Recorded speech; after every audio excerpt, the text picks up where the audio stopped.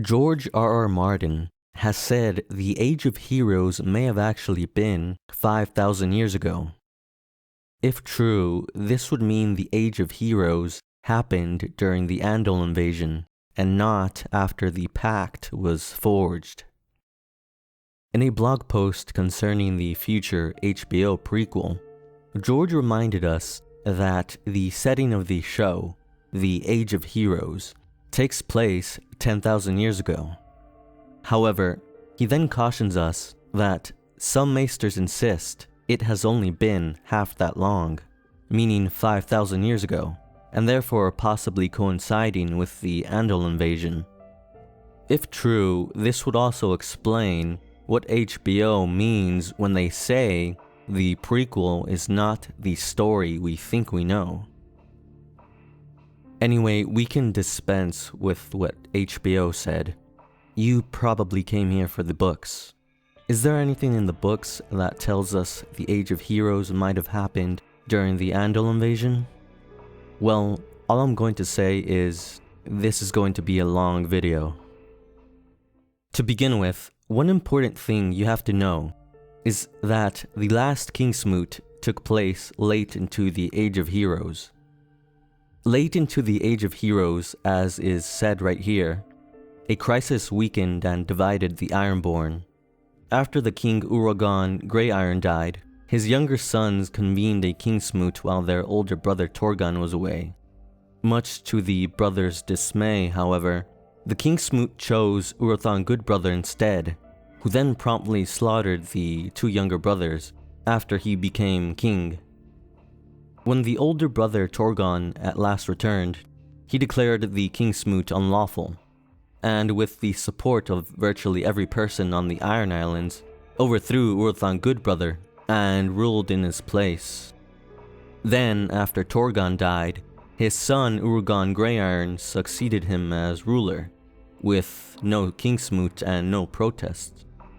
Later, as Uragan himself died, he made it his dying wish that the kingship be passed on to his great-nephew, Uran Greyiron, the Salt King of Orkmont. Uran Greyiron himself then called a Kingsmoot, where he proceeded to slaughter every other Ironborn king and become Uran Redhand, the one king of the Iron Islands. It was the end of the Kingsmoots. That era where kings were chosen ended with Uran Redhand and the slaughter on Old Wick. The wandering holy men never again made and unmade kings as they once had. So, all this happened in the span of 3 generations, late into the Age of Heroes, from the death of King Uragan Greyiron to the last Kingsmoot called by Uran Redhand. The last Kingsmoot happened late into the Age of Heroes. With all this in mind, here's how we can tie it in with the Andal invasion. According to Aeron Greyjoy, one of the past Kingsmoots in the Age of Heroes chose Herrig Hor. This is very crucial information, because Herrig Hor fought King Theon Stark, also known as the Hungry Wolf, and Theon Stark fought the Andals in the same lifetime.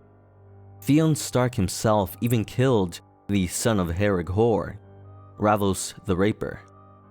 Remember, the last Kingsmoot happened late into the Age of Heroes, so Herrig Hor could have only been raised king sometime earlier in the Age of Heroes, which just so happens to be when he and the Andals both fought Theon Stark. However, these weren't early Andals predating the primary invasion, nor was this early on in the Andal invasion, and here's how I know. It's agreed by the Septons, the Singers, and the Maesters alike that the first place where the Andals landed was on the fingers in the Vale of Arryn.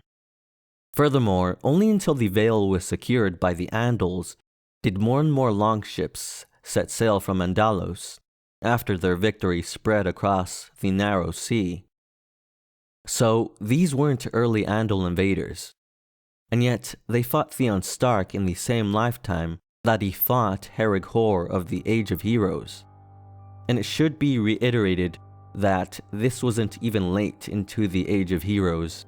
Remember, the Grey Irons were the last kings chosen by Kingsmoots, even before Euron Redhand ended the tradition late into the Age of Heroes. Herrig Hor was then an earlier king of the Age of Heroes. But let's go back to Euron Redhand. After he ended the Kingsmoot late in the Age of Heroes, it is said that his descendants ruled for 1,000 years up until the Andals came. However, this is not referring to the arrival of the Andals in Westeros.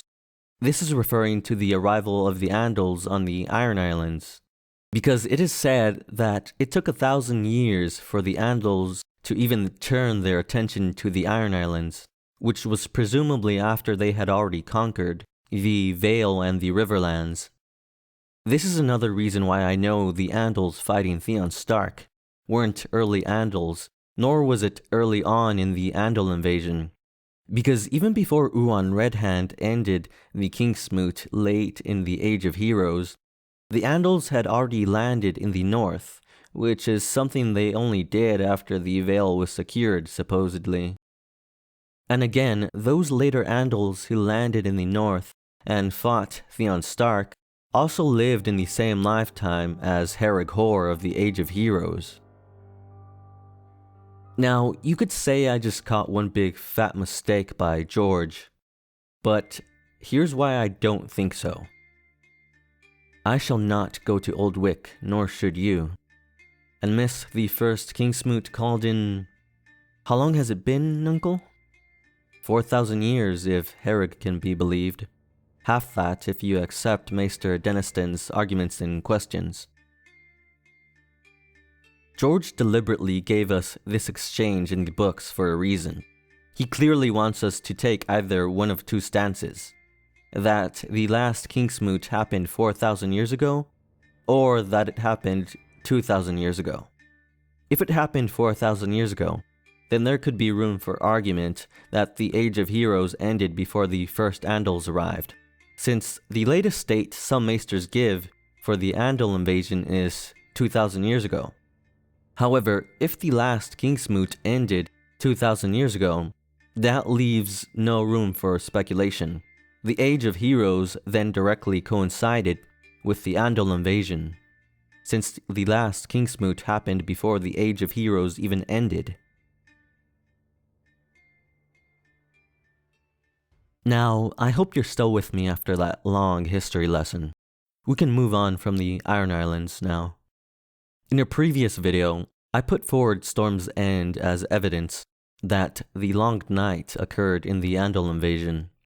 However, it also doubles as evidence that the Age of Heroes occurred in the Andal invasion, since the Long Night was in the middle of the Age of Heroes. For starters, Storm's End was not something the First Men were capable of for many thousands of years. The First Men were building ring forts around the time everyone believes Storm's End was built.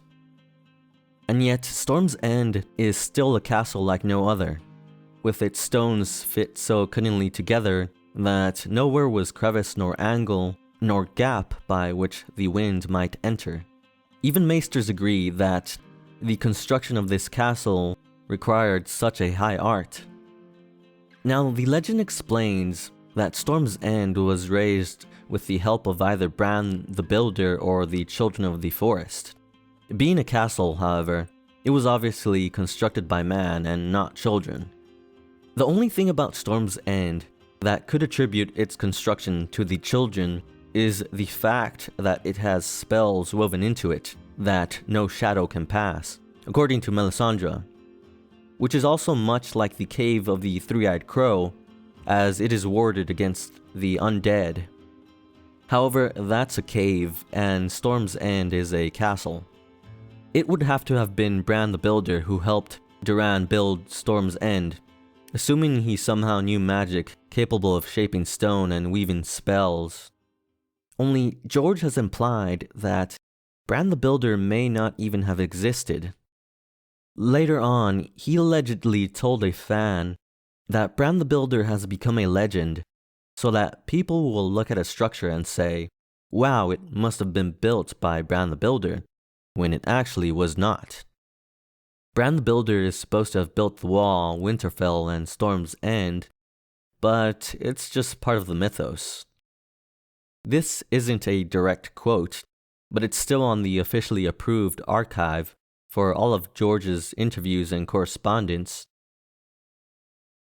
Anyway, it seems George created the legend of Bran the Builder to establish a mythos in his world that conveniently explains the unexplainable, such as the first men impossibly constructing Storm's End. However, he might have done this for us as well, so we don't immediately question the timeline. One possibility being that Storm's End was only achieved in Andal times, as some maesters speculate.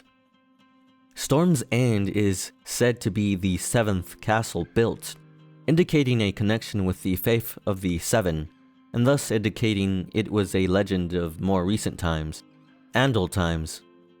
If the Andals and their Septons crafted this legend first, then that indicates the Age of Heroes may have coincided with the Andal invasion, especially since the drum tower of Storm's End is round, and the first men and early Andals only raised square towers and keeps. Round towers came sometime later. But if Bran the Builder didn't help raise Storm's End, then who did and how? Well, that's a subject for another video. Now, even though I don't believe Bran the Builder was real, I believe some heroes of the Age of Heroes were real, and that they were in fact knights, contrary to popular belief. Here's why. They date from before Aegon's conquest. The warriors' sons were an order of knights, holy men, ascetics, fanatics, sorcerers, dragon slayers, demon hunters. There were many tales about them. The warriors' sons were an order of knights predating Aegon's conquest. So, even though there are false stories where some heroes are Kingsguards, the warriors' sons were a knightly institution that could have been possible in the Age of Heroes if it coincided with the Andal invasion. Now take a second to gloss over the array of knights that comprised the warrior sons. They were holy men, ascetics, fanatics, sorcerers, dragon slayers, demon slayers. Couldn't you say some of them sound like the epic heroes of legend? There were even many tales about them. Some of them were even dragon slayers, supposedly. Well, it just so happens that there was a hero of the Age of Heroes named a Dragon Slayer. Davos the Dragon Slayer was supposedly both a Dragon Slayer and a knight, it should be noted. If the Age of Heroes happened during the Andal invasion, then this would add up, especially since some of the Andal knights were reputably Dragon Slayers. It could even be that Davos the Dragon Slayer was an Andal himself, except there's someone better we can speculate on. Lan the Clever, as you well know, was a hero of the Age of Heroes. He supposedly tricked the Casterlys out of Casterly Rock with no weapon but his wits. And the reason I believe he could have existed is because it is known for certain that sometime during the Age of Heroes, the Casterlys suddenly vanish from the chronicles, and the Lannisters suddenly appear in their place. Lan supposedly had hair as golden as the sun, which basically describes blonde and is basically confirmed by all the Lannisters having gold blonde hair, which is also then much like the Andals, as they were all described as being fair-haired. In fact, the appendix to A Game of Thrones actually says the Lannisters have Andal blood. However, it goes on to say that they only descend from Lan the Clever through the female line.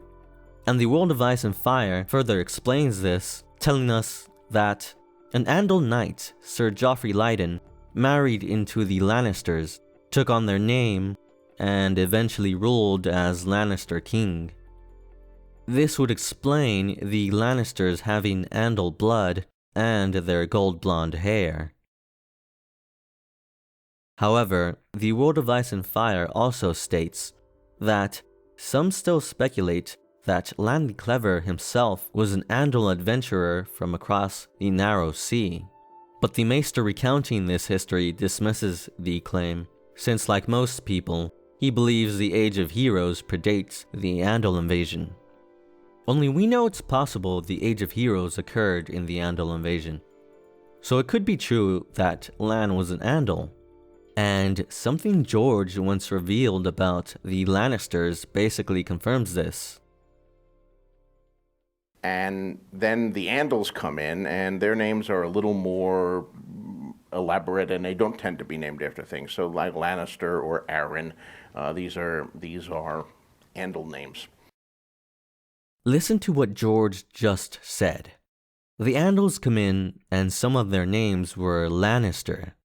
Lannister obviously comes from Lan, so a Lan must have existed, and he must have been an Andal, since George literally said Lannister is an Andal name.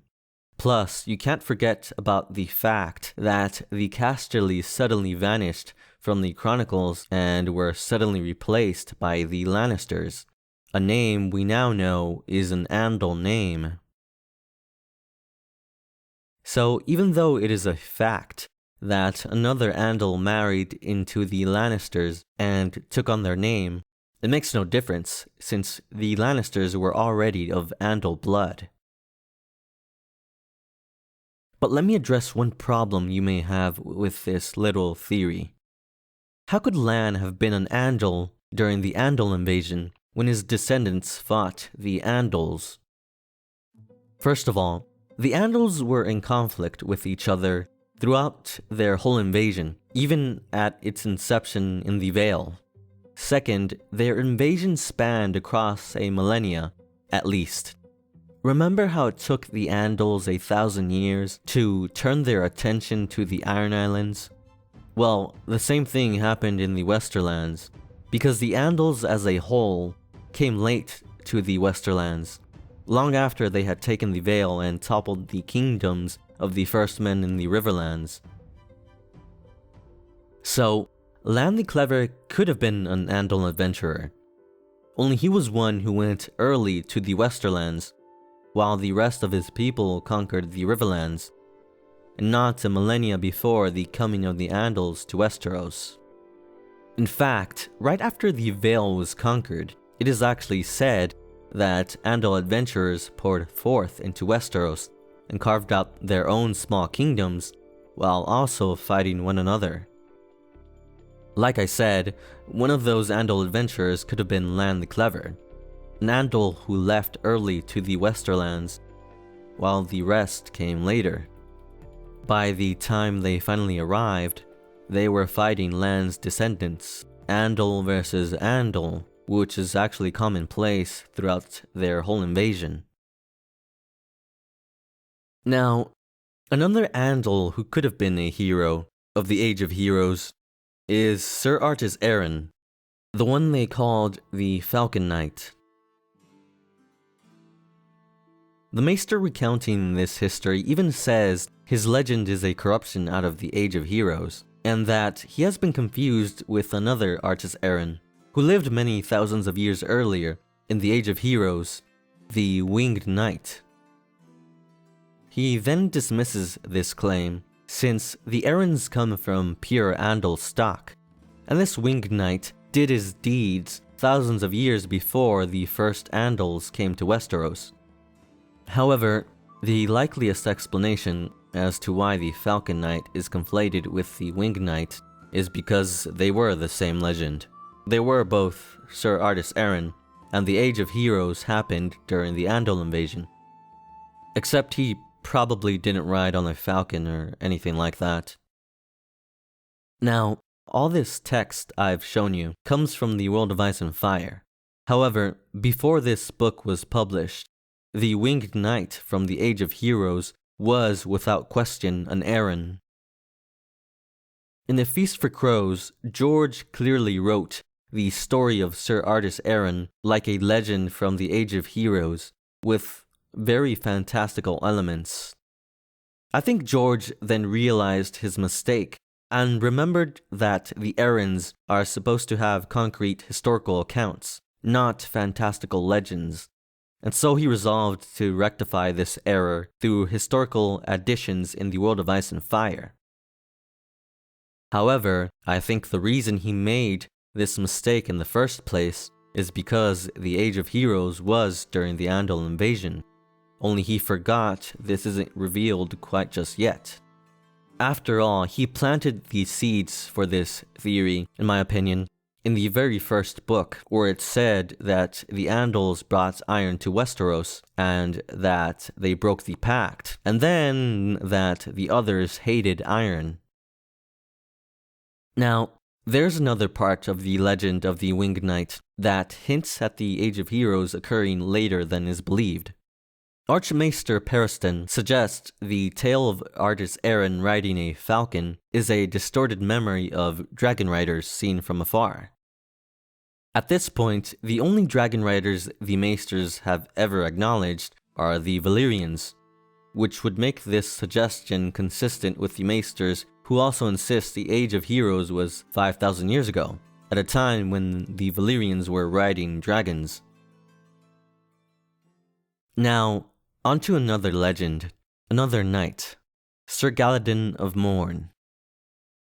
Many of the folk of Tarth, highborn and low alike, claim descent from a legendary hero, Sir Galladon of Morn, who is said to wield a sword called the Just Maid, given to him by the Seven themselves.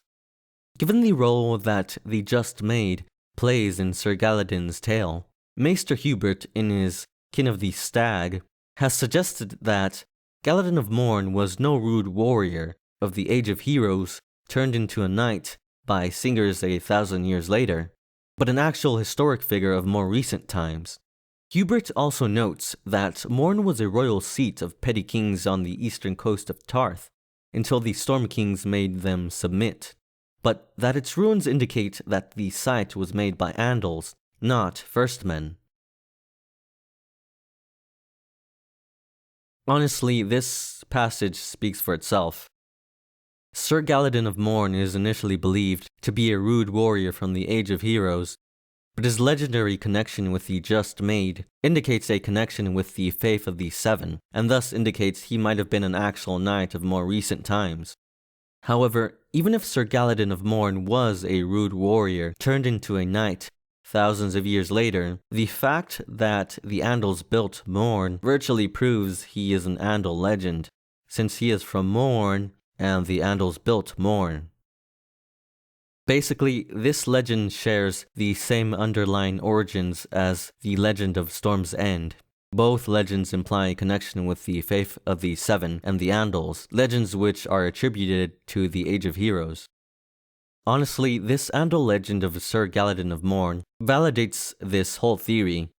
It doesn't prove it, but it makes the Age of Heroes in the Andal invasion a very distinct possibility, given all the discrepancies we're given about the timeline.